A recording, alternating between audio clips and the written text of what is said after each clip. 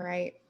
It looks like our participants number has stopped kind of ticking up, so we can go ahead and get started. So thank you everybody for joining us today for day 2 of our Cider Business School webinar series, focusing on forecasting and planning, tips for staying on top of your inventory and production processes. Our speakers today are Josh Liner from Ekos and Jen Root Martell from South City Cider. So I'm going to turn it on over to them and let them kind of introduce themselves to you and get this all started. Cool. Thank you, Ashley. And thank you so much, everyone, for joining us. And thank you again, Jen, for joining us as well. So if I can get technology to work here and advance the slide, as Ashley mentioned, my name is Josh. I'm with the Ekos customer success team. I've been at Ekos since December of 2019.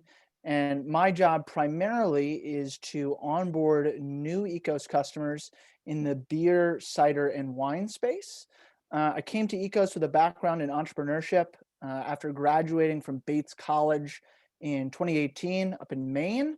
I was what's called a Venture for America Fellow. Venture for America Fellowship aims to place recent college grads in small American cities and startups to help grow their startup ecosystems. So that's how I originally landed in Charlotte, North Carolina, which is where Ekos is headquartered. And I found my way to Ekos in December of 2019, as I mentioned. In my free time, I like to bike, I like to play tennis, and my COVID-19 binge was watching all the Harry Potter movies, one each night. That was my self-medication during COVID-19. So that's just a little bit more about me. And Jen, I'll let you introduce yourself as well. That's awesome. Thanks so much, Josh. Yes, hi, everybody. So excited to be here to share some of our story, and hopefully will help you all as you go about your cider business. But yeah, South Sea Ciderworks has been incorporated we're coming up on 6 years now of making cider just outside of San Francisco Bay Area. We're just south of San Francisco, kind of in that Bay area, and little urban cidery. We really focusing on easy drinking cider and got into the market to make just that because we couldn't find it on the shelves and we wanted something to drink that we wanted to drink. And so we made it, which was exciting and also terrifying. But it's been a really fun 6 years, actually originally from DC. So I moved out here to California for my husband's job. He's in tech, who's really helped cut the lights on for most of this run. And we also have a dog who is somewhere, a 70-pound golden retriever Australian shepherd mix. And actually, yeah, fun facts. I have a background in international development and grant writing, so not cider, so it can be done by anybody. Just throw that out there. Also, absolute massive Star Wars fan, and even have R2 on my phone, and just started a podcast, which might, I guess, maybe talk about later, but Courage and Other C Words just launched last fall as sort of a COVID labor of love therapy session project, where I'm really trying to highlight the voice of women in especially the cider industry, but kind of alcohol industry in general, and just share our story of being a small cider startup in the Bay. So super stoked to be here. Hopefully my information will be helpful, and looking forward to talking with you all and answering some questions. Great. So I had the opportunity this morning to start listening to Courage and Other C Words on Spotify, wherever you get your podcasts. And it's very impressive. I would highly recommend. It's really informative. And it's really important at this time, bringing unique voices forward. And I would highly recommend, regardless of what space you're in, to listen to this webinar and listen to this podcast, excuse me. It's quite good. And if we find some time at the end of this webinar, I'm sure we'll talk about this further. Thank you. Thanks, Josh. So moving forward, let's just talk about our agenda today. We're going to be sort of all over the place talking about these subjects interchangeably, but loosely we're going to talk about inventory management first. And we're going to talk about inventory management in 3 different ways. Number one, we're going to talk about the organization of inventory internally, how we think about inventory. Number 2, we're going to talk about what we at Ekos refer to as true inventory documentation. That is the keeping of inventory through the recording of purchases and sales and what that looks like. We're also going to be talking about lot tracking, what that is and how it can be helpful for you. Jen and I talked about this yesterday. That might be quite an expansive conversation. But next, we're going to talk about planning.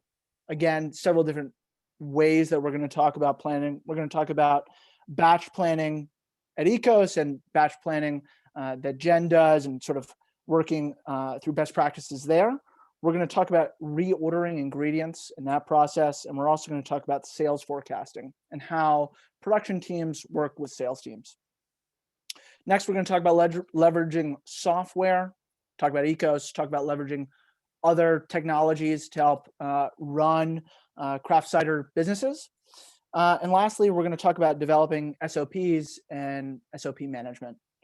If you have any questions throughout the duration of this webinar, feel free to submit those in the Q&A section of the Zoom toolbar. I'll be keeping an eye on that and keeping it open. If we want to answer questions at the end, we can do that, but I'm going to be keeping an eye on that, and hopefully we'll be able to answer some questions as we move about today's webinar. It's very free-flowing. I'm going to be relying on Jen for most of this information. She is the expert. So we'll get started here. And I'm seeing some coming. I'll keep the chat open as well. Excellent. So inventory management is the first subject that we have on tap today. And the first sort of section of inventory management is the internal organization of inventory.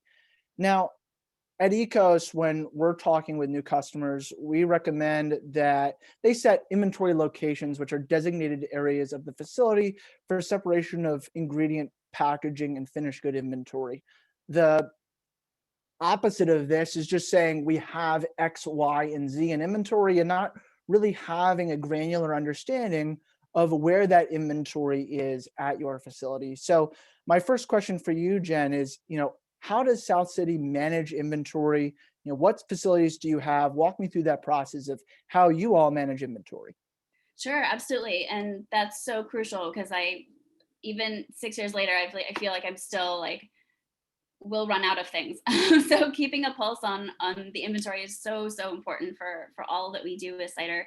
We sort of lump it into 3 different sections: is ingredients, so what's going into the actual cider; packaging, so what's then going kind of downstream as far as putting it in cans, putting it in kegs; and then finished product. So that's obviously really important to track, to know kind of what you have to sell and what you need to then keep producing for planning, which we'll talk about later. But so with those things, we definitely didn't start with Ekos. So we have a pretty DIY setup right now. We also have only about 2,000 square feet of space in our cidery. We're super small. We have a team of only 4. And so racks are really important. And honestly, I cannot stress enough the importance of label makers and plastic bins. Literally, it has determined our entire organization system, because I don't think that you can be too organized in this setup. It's, all of our keg collars are in different bins based on product. All of our keg caps are in different bins based on product. Really trying to break things down into manageable bites that are not only able to be oh, I can see that on the shelf that we're running low on that, but then also having sort of some points of a check within that of I think we have 2 bins of keg caps, and once we're done with 1 bin, it's okay, now it's time to reorder, just because we know that there's maybe 200 or 300 in that bin, and it's just a really nice visual. I'm a very visual person, so having that in front of you to be oh, I have 1 more cap left in this bin, we gotta keep reordering. And then that system of just visual, super DIY organization in the space, along with then Ekos tracking of inventory, is really helpful, just to have kind of 2 different parallel processes to keep you on track with all of that. Because that's the one thing that can really sneak up on you, and has for us, especially during COVID, which is a totally different monster, which we'll talk about. But as far as throughput, but again, just being able to again, not have everything in 1 bin, kind of what Josh was saying, not have it in just 1 section, but just small digestible bites of your inventory, so that you can really keep a good eye on it. And then Ekos can also help with threshold alerts and kind of what all of that to help you keep on track. So label makers, people. That has been my Gotcha. guide. So that is super interesting answer. My first question to that is, one thing you said was there's not a way you can be too organized. How has your team responded to the granularity that you've introduced? It sounds like you have a very organized system, both in Ekos and outside of Ekos. Not everybody on this call uses Ekos, so a lot of folks are doing it without technology right now.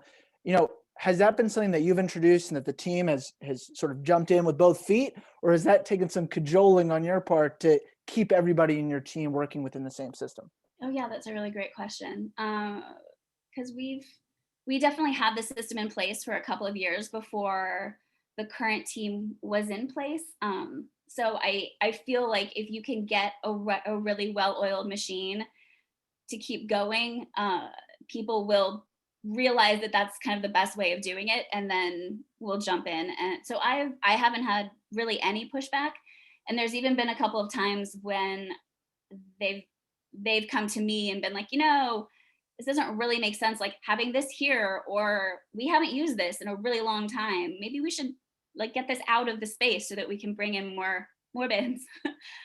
So also giving them space to share their thoughts on it has been really helpful. And it's a working system, right? It's always developing. Yep. But I do feel like those bins that we've had have been there since day one, and I haven't really had a lot of pushback on it. I think I'm hoping that it makes enough sense to everybody. Makes people's lives easier. Yeah, exactly. Yeah. So, go ahead. I'm sorry. Oh no, it's fine. Go ahead. What I was going to say is, it sounds like you've got a great organizational system. You mentioned that there's not a way that you can be too organized. So, for the folks that are just saying, hey, I just need to know where my ingredients are, I need to know where my packaging materials are, you suggest going beyond that and going to the individual bin level. And that's really helped you? That has really helped. I mean, we actually have, just because we're so small, honestly, all of our packaging, our labels, our keg caps, our ingredients, our acids, everything is on the same rack. And so really having them in a place where they always are, they never move, and being able to know exactly where they're going when you need something, like where to go, that it will be there, I think is just really helpful to kind of keep the entire system running really smoothly. So that, in that sense, I guess, no, I don't think we can be too organized. And being super granular, again, I think it just cuts down on time, because you're not like rifling through this huge bin with like all of these. We have a keg collar for every SKU that we make. And so those really, just being separate, you can literally just pull the bin for collars, pull it for keg caps, you have both of them, you're ready to go, and then you just put them back when you're done. So I think again, it just makes the whole system more fluid. Absolutely. It sounds like it. So we could stay and talk about this probably for a lot longer, but we'll move forward here. The next thing that we're going to talk about, rather that Jen's really going to lead the way, is what we in Ekos call true inventory documentation in Ekos. And what we mean by this is that the best way to keep inventory is to essentially keep it in real time. Your purchasing of ingredients and raw material inventory will increase your inventory in our software and whatever system you use. Likewise, creating invoices, depleting finished good inventory. And what that's going to do is going to reduce ultimately the manual adjustments that you have to make with respect to inventory. And it's going to make your lives more organized, because all you got to do is look at your inventory list and you'll know that it's accurate because you've been keeping up to date with purchases and raw ingredient purchases as well as sales, excuse me. We also recommend conducting regular inventory checks beyond purchasing, beyond selling finished goods. The inventory check function in Ekos being that which reflects a hard inventory count. So hard inventory counts and purchasing and sales being the things that we really recommend to document your true inventory. That's very abstract. Jen, first question I have for you is, how often do you do inventory checks? Do you divide up this work? Do other team members assist? Talk to me a little bit more about how you sort of do this true inventory documentation in Ekos lingo.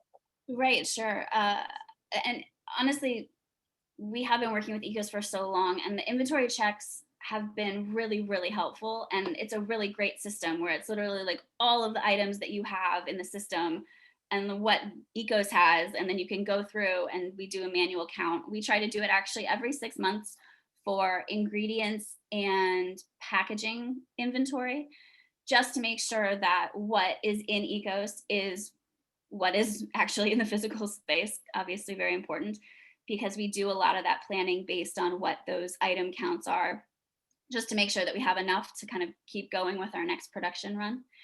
The finished goods, just because that throughput is faster, kind of more continuous with sales going out every week, we actually do that every month at least. I'm almost literally, we have a thumb on the pulse of that almost weekly actually, but really as far as like standard inventory checks, I make sure to count kegs and cans, cases of cans, pretty much every month, just to make sure that what we do have, we were able to get a little offsite garage where a lot of that is stored, but just making sure that what we do have on site between the two spaces is what we have in Ekos, because then that's what we will be selling and what we have available to our sales rep to sell. So it is really critical to, again, have your thumb on the pulse of that, just so that you're not running out of stuff. I have done that too many times where we're in the middle of a production run and it's like, okay, the cannons should be showing up any moment now. Maybe we take a long lunch and hope UPS shows up, because I didn't plan early enough.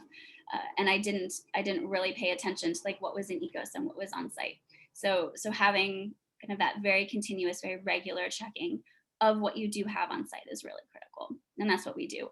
I was doing it forever. And recently we had a production manager, and then I actually had a cider maker kind of lead on production for the physical part of it.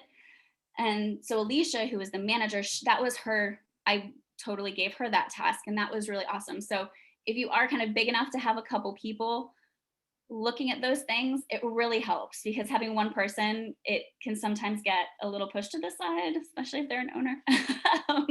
Sometimes inventory is not the most important thing when you're trying to pay bills, but having that person in production who is, making the cider, having them doing those checks, or at least assisting with those checks is really important, because then they're also part of that process of, oh, what do we need? Or I need this, or I think this could be good. And having that is really important. Excellent.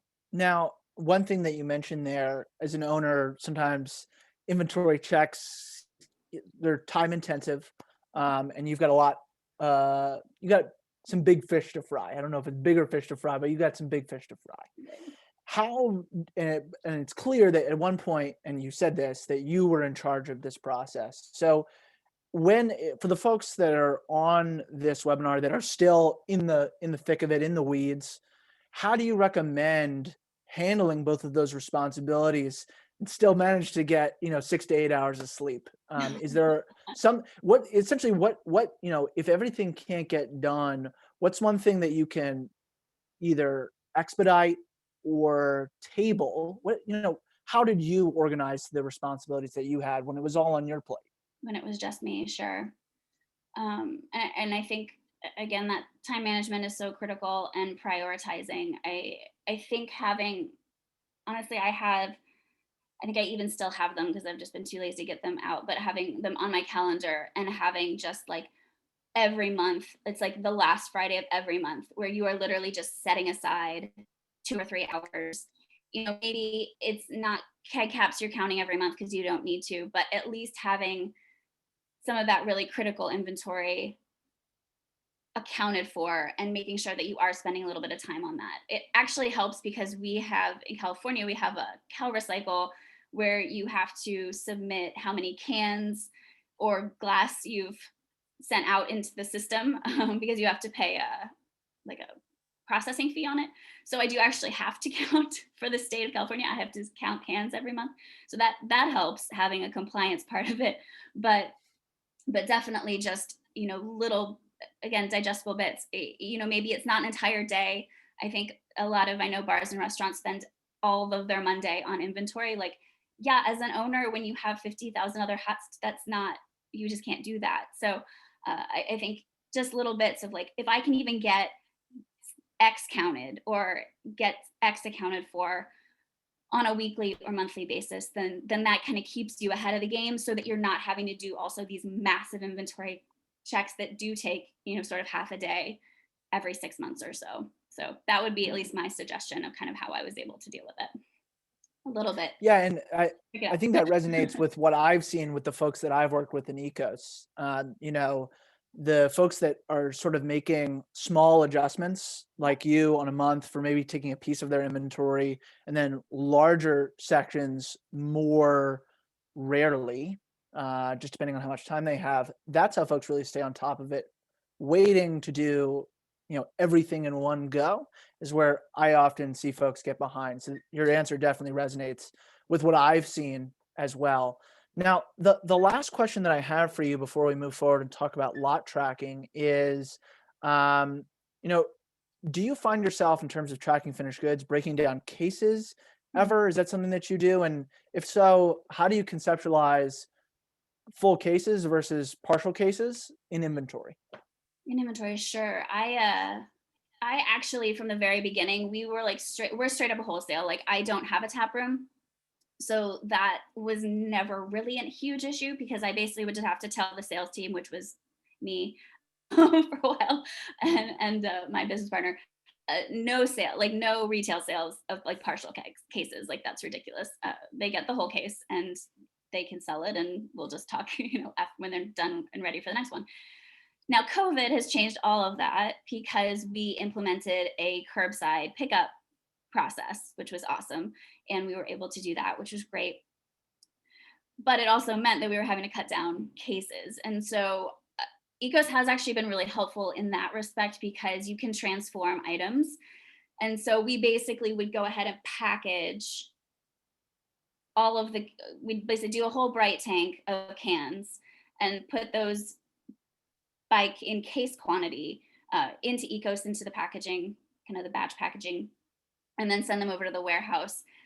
So we at least had kind of like a general umbrella idea of how much we had. And then I would take probably like a couple of cases, transform them into 4 or 6 packs, depending on what the SKU was, and then have those available kind of on the side for curbside pickup. So we don't use it a lot, but it has really helped us stay organized, so that we're not just like creating 4 or 6 packs out of nowhere. You're literally moving some inventory from one packaging type into another, and that's been really helpful, kind of keeping, again, dibs on or track on like what you have in stock.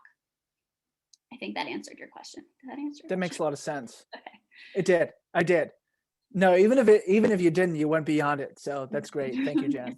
And I do actually, with Ekos especially, I'm going to also jump into this too. If you are using Ekos and working on inventory, like, no manual updates.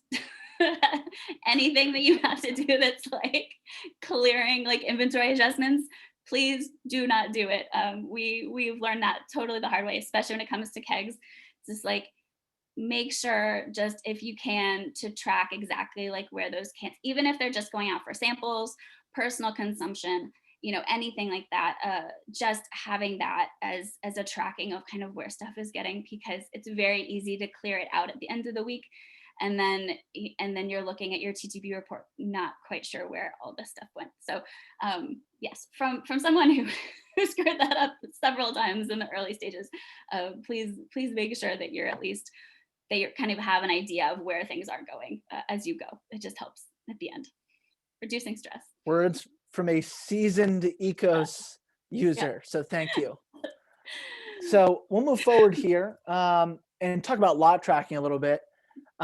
So lot tracking is an initial layer in Ekos that you can implement on your instance. And lot tracking, you can track finished good lots. So different packaging runs on different days, and then you can pull from those lots on invoices.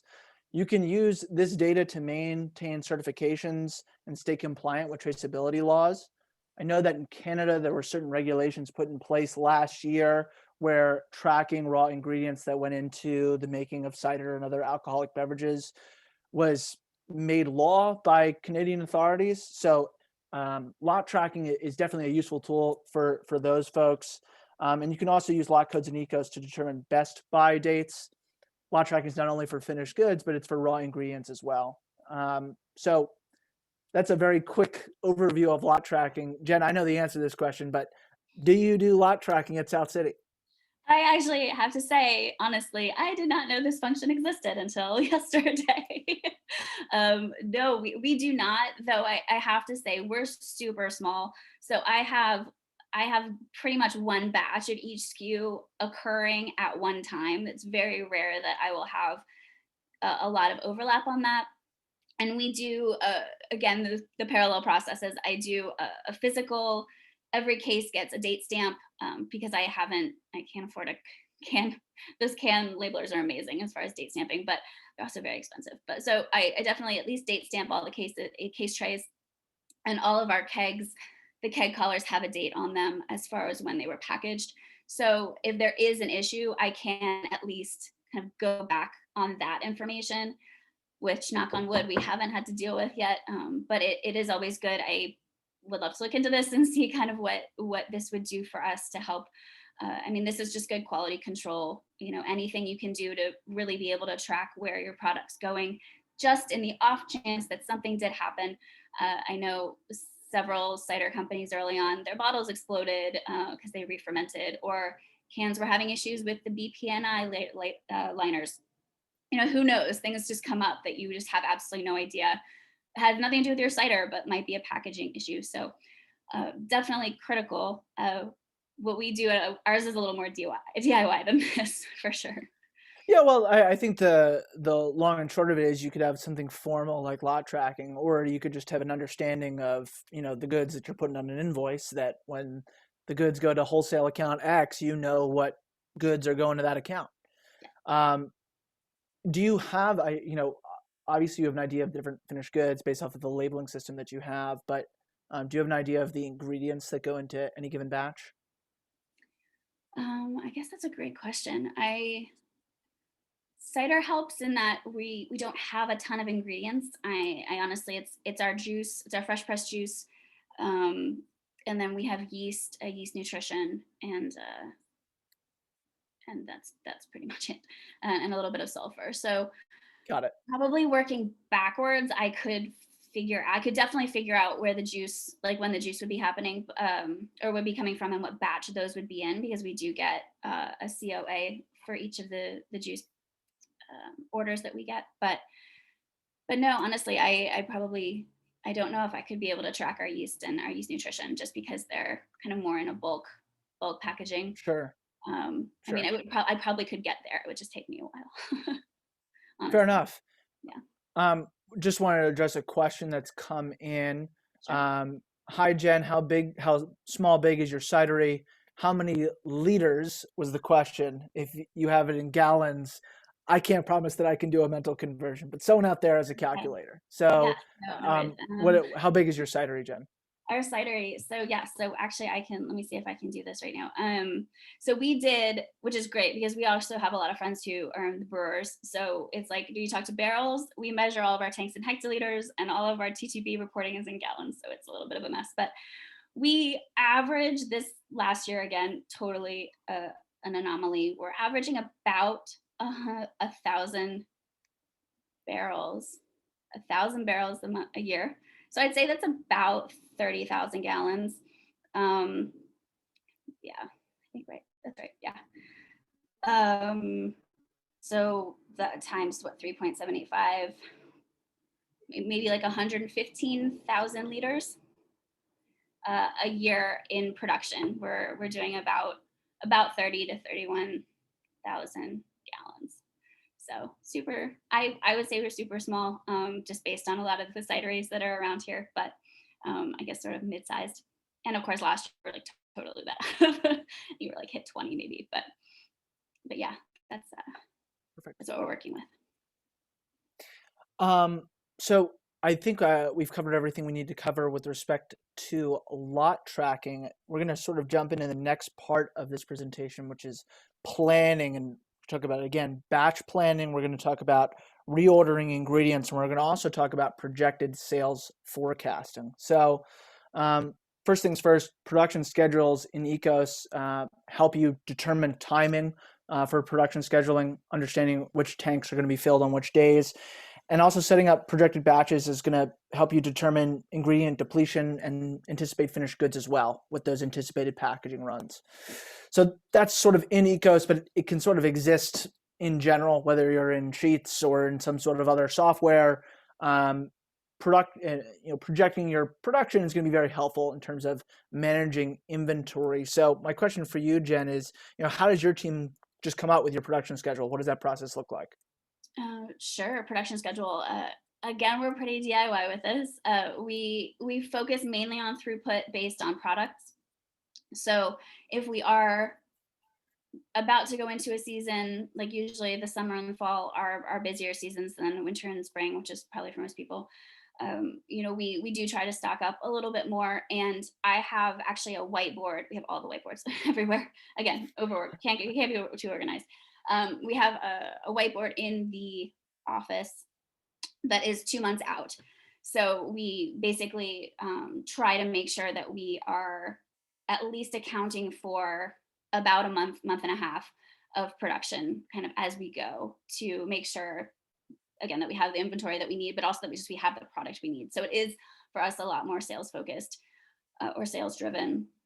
We also, I've sort of learned along the way that it's good to have those kind of set, those like visual thresholds for product before you pull the trigger on the next batch. So for us, just based on experience, I guess we do about 100. If we make it down to about 100 cases for one of our flagships, then that like basically automatically triggers like we have got to do another canning run.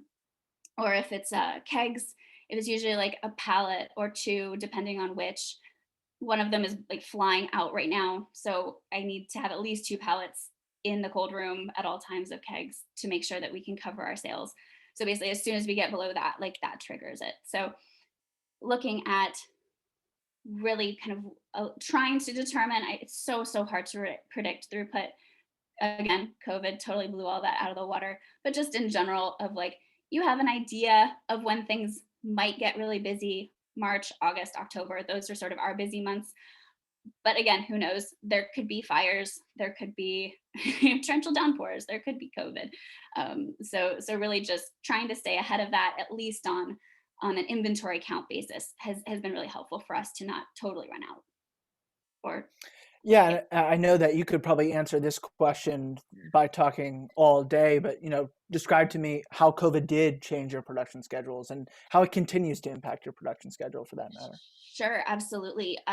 Overnight, California locked down, so our keg sales just totally dried up overnight, and everyone started going to the store to buy basically cases of cider from us. And that was it was a struggle, just because we had gotten this really lovely rhythm of 1 or 2 canning runs a month, our original blend semi-sweet or our dry. We'll throw in a hopped, throw in a seasonal, and just like a really nice rhythm. We were about to scale up in 2020. We were to start with like absolute cranking and using all of our tanks because we weren't even at capacity at that point.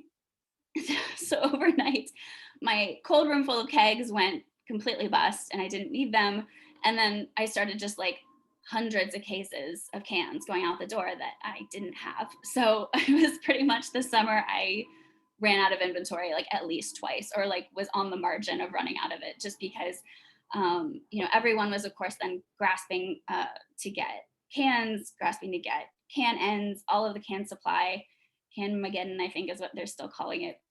That was a struggle just to get product, and then just start basically rethinking how the throughput was looking, because we didn't have kegs. We just started cranking cans, and we were cranking cans every week. It was crazy. We still are sort of at that point of at least every 2 weeks we're doing a canning run. Now a little bit more kegs now, just because we're slowly reopening over here. But yeah, man, it's hard to pivot like that in that sense, just because the packaging is so different. Kegging is so much easier, and the canning just takes so many more moving pieces. Yep. I was listening to the first episode of your podcast this morning where you described that experience. It sounds like you, while pivoting, of course, was a really challenging experience. It sounds like you guys handled it quite well. I mean, you talked about putting, was it hundreds of kegs back into tanks to recarbonate and then repackage those? That's an effort. Yeah, that's an effort. There was even like a super small batch that we had made for Cider Week last year when CiderCon was in Oakland that we were super excited about. And we're just like, well, we have 3 pallets of this. So it's like, I didn't have a label for it, but it's like, I'm going to print a label on Avery labels and use my desk jet. Like, this is happening. This is like, cause I got to get these. Here we go. This is literally the only way that this is going to go out the door. So yeah. So, well, kudos to you for being that resilient and innovative. So anyway, we could talk about this probably all day, but want to get to our next slide here, which is just about reordering ingredients. So there are a lot of ways that you can reorder. There's one way that you can reorder ingredients in Ekos, but there's several sort of warning flags that are thrown up as far as reorder point notifications, forecasting tools, certain data being presented in certain ways. And so we sort of point this out during the onboarding process. But I really want to get sort of Jen's insight here. Are you responsible for ordering these ingredients and working with suppliers? If not, is it a team effort? Do some people order some things while other people order other things? Sort of, what is your practice? And if you're not doing the best practice, what would you ideally like to be at, is my question. Sure. I mean, I'm always open to best practices too, because I'm sure I could be doing better and differently. But I was, again, when there were 3 of us, or really just 2 of us, I was doing all of that, all of the ordering. I also had the credit card, so that helped. So doing all of the ordering. And then with that, the team that I had for the last couple of years, I had the production manager and I had the kind of cider maker guy who does all of the heavy lifting. And so the production manager was able to step in and really do that because she had that thumb on the pulse of what those batches looked like, what the production schedule looked like, and what we needed. And Ekos is really, really great at that, as far as like, okay, we want to do 200 cases of X, and then you kind of go into your items and look at, well, I need the tops, I need the ends, I need cans, and just doing a count based on the item inventory that you have. Oh, I need to actually pull the trigger on this. So again, I should probably be using the planning functions a lot better, because we do still do a lot of that, like just visually on a calendar.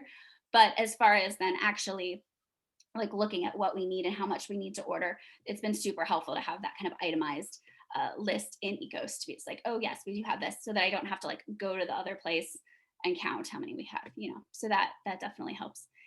And I'm trying to think what your other question was, but we also do have, when I was sort of transitioning that to her to take it off my plate, I went ahead and put a Excel spreadsheet together that we have a shared Google Drive, which is super helpful. If you are super small, but have a couple of people, at least just having that one place for all of your documents, really, really helpful, and actually pretty, and I think it's pretty cost effective. But I have just a preferred supplier list that has, what do we, based on packaging, inventory, or ingredients, equipment, anyone who we would ever need to talk to, who my team would ever need to talk to, it's all in there. And so they know where to go and who to talk to, where to order from, what the account number is, what the password is, that type of stuff.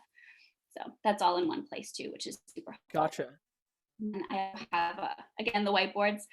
We have a section of like, what needs to be ordered, like what needs to be ordered for ingredients, what's the shopping list, and that's just kind of something everyone uses to write it down, just so that there's no overlap. I think having one point person doing inventory ordering and then putting it in Ekos as inventory receipts is super helpful, because it's so easy if there's more than one person doing it for stuff to either be redundant or to get totally missed. Gotcha. And, or, just from an Ekos perspective, if there are multiple people doing it, clearly designating who's in charge of ordering what so that those overlaps and duplications don't occur. Yeah, Sure, siloing that is sure. really So critical. Yeah. absolutely. Now, the next thing that we're going to talk about is with respect to sales forecasting. And you talked about this in your word, it was throughputs, how much stuff is going out the door, and using sort of your sales to the demand for your products to determine your production schedule. So is this something that you do with your cider maker? Sort of, is it two people getting together, or do you sort of give everybody their marching orders, for lack of a better term? Sure. I lead by consensus. I hate micromanaging. That's just a personal thing. I have too much other stuff to do to hold hands. So we do have a production meeting every Monday, and it was 3, and then my production manager just went on maternity leave. She should actually be having her baby today. So lovely for her, but we do miss her in this respect for sure.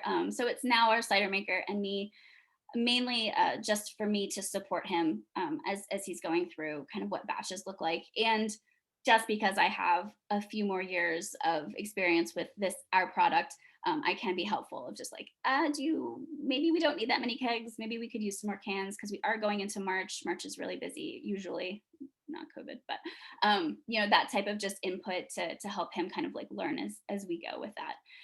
So yeah, that constant communication is really critical for us for sure.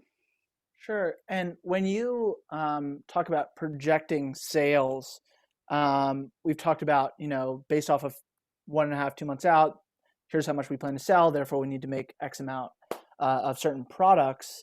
How are you planning those sales? Are you putting them into Ekos and having them as prospective invoices, or are you doing it on the whiteboards? Walk me through that process. That's a great question. I think honestly what we've really used, and I know a lot of small cideries don't have this yet, but I'm very, very focused on year over year data. And Ekos is very helpful with that as far as like what has gone out in years past. And I wouldn't necessarily say we've plateaued in that respect for sure, because we always have been like growing a little bit, but it does help at least inform kind of what the next couple of months look like. And like I also just brought on a new salesperson who's really helping to expand our off-premise accounts, COVID. And so I sort of am then adding more cases to that forecasting versus like kegs, just because I know that we are opening up new accounts and that throughput could be increasing versus like this time last year. So I do that year over year data, and knowing which months are particularly busy for us helps. And then sort of other things that go in the market. So I'm not actually setting aside the sales as we go. It's more of just a prediction based on how many cases like we've gone through like in years past that month. Let's make sure that we have, at least that on hand as we go into that month. That makes a lot of sense. Yeah. That makes a lot of sense. I don't mean to rush us along here, but we could talk, I'm sure, all day about this stuff. Yeah. Let's talk about leveraging software. This is sort of where we talk a little bit more about Ekos. So for those that don't know, Ekos helps folks in the craft beverage space, cider, wine, as well as beer, manage their inventory, production, sales, and accounting. So my question for you, Jen, you've been a long time Ekos user. How long have you guys been using Ekos? Yes, actually, you asked me that yesterday. I did go back and look at my bills paid, and my first bill for you guys was October 2015. Oh wow! Yeah, so we met Josh early on, I think, and we really saw this as a great project or great product for us to use as we wanted to scale, because we wanted to take off. We wanted to hit the market really hard when we were about 8 or 9 months in at that point in the company in general. And though it was, yes, it's a little bit money. It's a little bit more money than say having like 10 Excel spreadsheets, but just like having everything in one place that was the huge game changer for us, because not only, I know we're talking a lot about inventory and production, but it's also a full CRM. So you can do all of your customer management, invoicing, and everything. And then that talks to the inventory, pulls from inventory, and helps with predicting. So there's just that kind of the whole package was pretty critical to us early on. That was something we wanted to use moving forward. Yeah, and so one thing you mentioned is that Ekos sort of help different parts of your business talk to each other. Is that what you see as the main value out of Ekos? I would say so, honestly, yes. I think the invoicing, it also syncs to QuickBooks. So everything, all of the inventory receipts, all the bills, everything, along with all of the invoices that come in from customers, all of it goes straight, cost of goods, everything goes straight into QuickBooks, which is what I use then for accounting. So just having those talking to each other has been really, really critical. And then we also added, I guess 2020 was really a lost year. So I guess 2 years ago, where we started, also added your keg tracking product that has been just so helpful to know where our kegs are. Because when you're super, super small, you're just excited to sell kegs. And I'm still like picking up kegs I aren't even in the system because we were so enthusiastic at the beginning, and we're not tracking our kegs. So that was a huge thing for us too. Gotcha. Now, we talked about Ekos, and of course, I work at Ekos, so I'm happy to talk about Ekos. Are there any other tech products that you use to help manage your business? So we talked about QuickBooks. Are there any other tech products that you use? QuickBooks are critical. Ekos does so much because honestly, I was using 2 different systems before Ekos, which was then able to compile all of that into it. So one less thing to use. And then again, huge with communication for me and organization. So I have set our production team up to use Asana, which I've if used you Asana have before. Yeah, which if you only have like a couple of users, or I think maybe a handful of users, I think it's still free, but it can also then of course subscribe and have more function and all of that. But that really helps with task tracking, and you can show it on calendar view or lists or anything. We break it up based on what has to happen in the facility, what has to happen in production. For me, admin, what compliance things are due. That has really helped because then everyone sees the same thing and everyone can get kind of dinged little notifications based on what tasks are designated to them, when it needs to happen, and all of that. That has really helped with the whole like production scheduling. And then I already talked about Google, but using like a Gmail and a Google Sheets so that everyone has the same system and it has access to all the same information has been really critical just to keeping everyone on the same page. Sure. Do you use Slack or Google Chats, just text message? How do you keep sort of everyone in the same loop rather than just one-way communication? Sure. Yes, I just based on my team, Asana is pretty much, I think, the most technical that they'll get. So, and we're so small that I would love to use like a Slack or something, but honestly, yeah, we just do text messages and I'll send out regular emails if they're kind of more formal things. Yeah. Yeah, and if it works, it works. I mean, yeah, why reinvent the wheel? Yeah, and I just sort of ask everybody at the beginning when they get hired. It's like, so what's your texting policy? and make sure that they're okay with that. Obviously, we're not trying to like spam everybody when they have limited hours, or limited data, but for the most part, everyone's been pretty much on board with that. Awesome. So just taking a look at the chat because Tim wrote in, we also use Asana. Great. It's been great for them. So Asana is getting 2 thumbs up. I've also used Asana. It's a very elegant task management software. I would recommend it as well. And you get cute little like unicorns and narwhals when you get tasks finished. Indeed. It's been some time since I've used Asana. It was in a prior role, but that was indeed one of the best parts of my day. Yeah. So the next slide here, we're just going to talk about some of the features that we've talked about.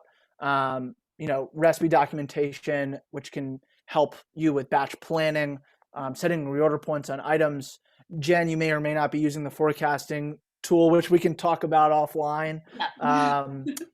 But the setting reorder points allows you to see in one place which items you need to reorder, where you're good with respect to inventory, and where you're even projected to run below zero. As Jen mentioned, it's a centralized source of inventory. We also have a lot of custom reporting features within Ekos, custom dashboards, custom reports. Jen, we talked about keeping everything in one place. Is there a particular Ekos feature that is your favorite to use? Oh, my Ekos feature that is my favorite to use. It's an excellent question. I don't know. It's so funny. I was literally working on keg management earlier today, so I feel like I use all of them all the time.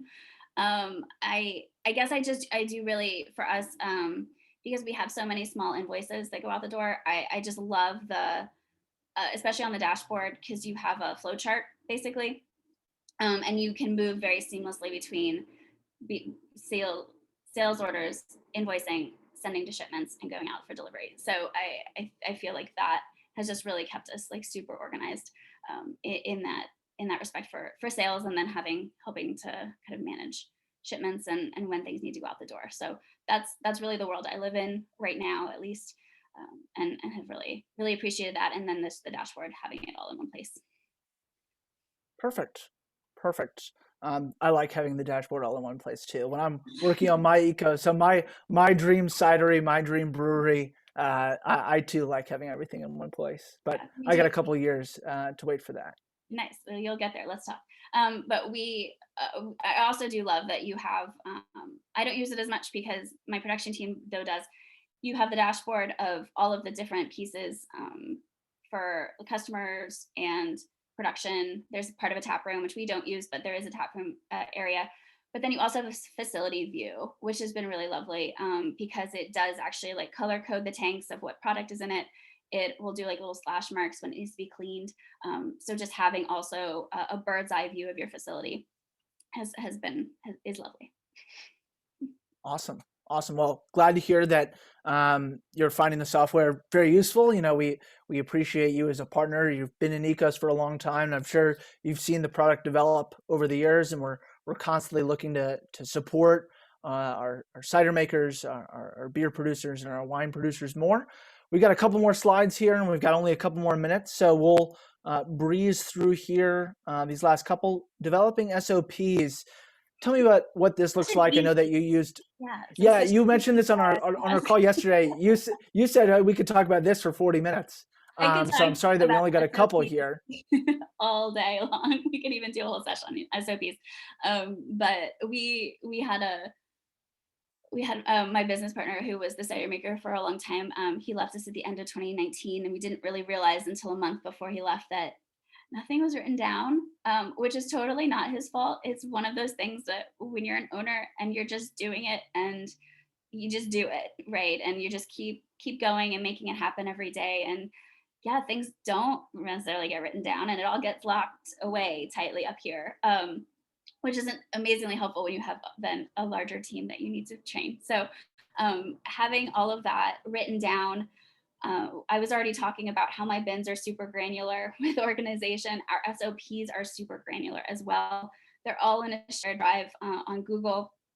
I literally have a document for keg washing, keg filling, canning, all of, any fermentation management, everything. Having every process written in some respect has just been really, really helpful.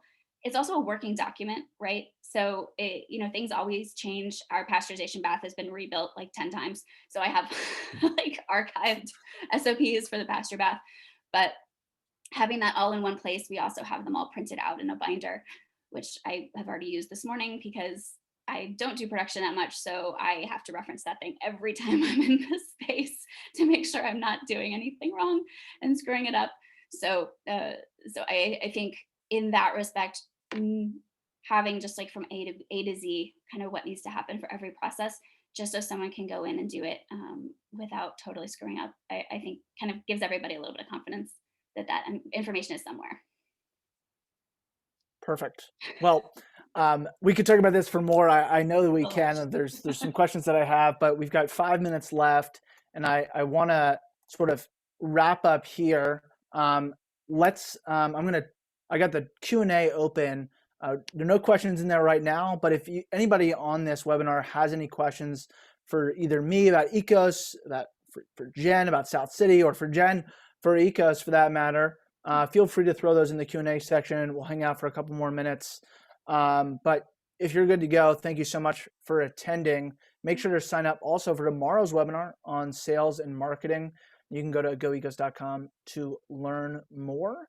So again, I'll hang out for a couple more minutes with Jen. Jen, thank you so much for joining us today. I think if folks took away one thing from the meeting, I think that would be a success. So I'm sure they did, because that was incredibly informative. So thank you for joining us. I'm so glad. It was a little bit of a brain dump, but hopefully it was helpful. Yeah, that was great. Well, I certainly found it helpful. When I open my cidery in a few years, you'll be one of my first calls. That's great. Well, let me know, like, anything I can do. I mean, that's really why I started the podcast too, because no one's written the book. When we were starting this 6 or 7 years ago, it was really frustrating, because it was like, well, what do you need to do to pasteurize? What do you need to do to inventory count? Like all this stuff. We didn't know, you don't know what you don't know. So really trying any opportunity I can have to just sort of what we've learned. It's just so important that we all share with each other and build each other up. Yeah. And again, if you have not, I encourage everyone to check out the Courage and Other C Words on Spotify or wherever you get your podcasts.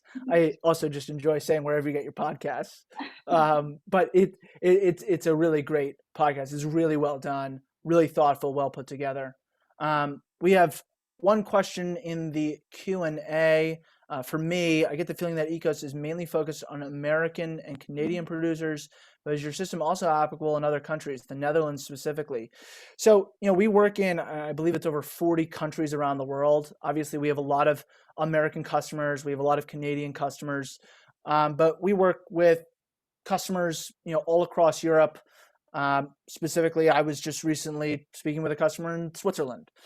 Before that, I was speaking with a customer in Sweden. So, certainly some functionality helps American, Canadian producers in particular, but there's so much you can get out of the software with respect to inventory management, managing your sales, having everything speak to your accounting software, whether that be QuickBooks or Xero, having your point of sale system speak to Ekos. We offer currently integrations with Square and Arrived. There's just so many different ways that you can use Ekos. I'd say certainly there are ways that certain customers can take advantage of Ekos in different ways, but certainly we could help out really any cider maker or any craft maker anywhere in the world.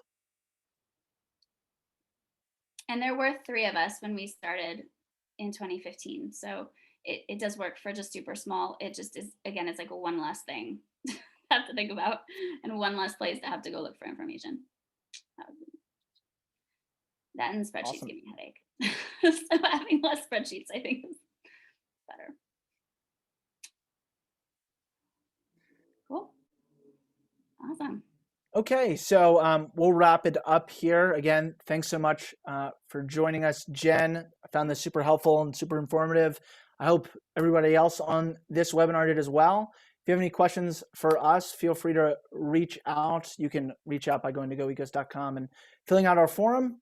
Again, thanks, Jen, and I will sure be tuning in to the podcast, and I'm sure we'll be in touch in the coming weeks. That sounds great. Thank you so much for the opportunity, and hope it was helpful, everybody. Thanks so much for joining us today.